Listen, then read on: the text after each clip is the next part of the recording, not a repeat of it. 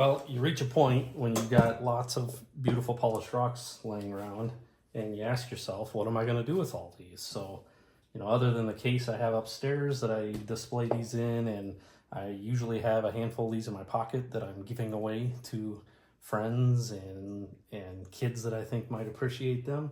But I think the natural progression is to want to, make pendants out of them. And so that's what I started to do here. So I've done a couple things. One, I bought some of these from Amazon.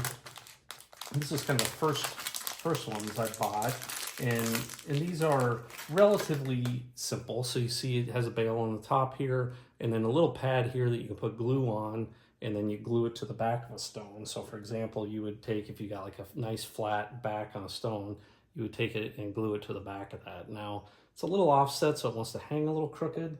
And also, you just, it's just kind of stuck on there in the back. Here's an example of one that I did recently. This one hangs pretty nice. You can see it hangs, nice and straight there. This would obviously be to the back, but, it turned out pretty nice. It looks nice, and does what it's supposed to do. I have other examples here. So I use this filter just so that I can stand them up. So as the glue is drying, they are in the right position. So for some of these, or for all the ones in here, I actually used my drill here, and I'm going to do another video on how I do this drilling and the type of core drills I use and so on. But you can see here, this one actually has it right in the top here. So there's a drilled hole here with a diamond core drill, and then I use the glue, and then this just has a little pin that sticks in the bottom. So here's an example. In the link there'll be, or below the video there'll be links to these. So this is a larger version of the one that's in here, but you see it has a pin here that goes down inside there, and then this cap also can get some glue in it to help adhere it to it. And this I use, and this is just based on me seeing what others have said they use, but I use this B7000. It is clear, and it is pretty amazing how clear that really is. So some of these where I know I had some excess around there, man, you would never know it's there after it's dried. I mean, it just really turns crystal clear. So another nice example here, some quartz that you really can't see that that glue dries just unbelievable, and it has a really good shear strength.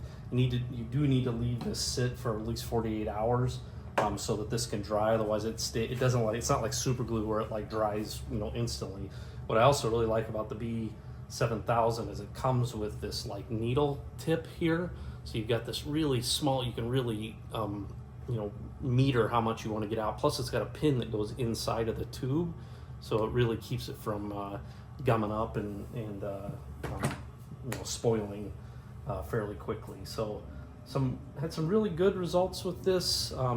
These are Christmas gifts that I'm holding on here, and I hope some of my family and friends appreciate these as much as I do, or even half as much as I do. But I get a lot of joy out of making these. So I just have the tumblers, so I don't have a CAD machine or anything like that to really make them flat and so on. So I have to be a little strategic about the ones I pick. Like this would be a good one here. I'd likely drill a hole in the tip of this and use this style, so on and so forth. So you can't just grab any stone. You gotta be a little strategic about it. I really like this one. Unfortunately, the part that I really like is on the flat side, but I still will likely put a hole in the top and make this one a pendant as well. So again, I'll make a video with showing how I do that drilling and some more information about that, but looking forward to getting some of these hung around some of my favorite people's necks. And here's the final result from that group. These were all the ones that were stuck in that filter.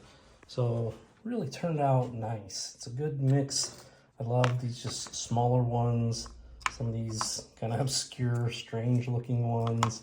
It's really, this pretty much captures what I find in Lake Michigan that I've found the tumbles really nicely. So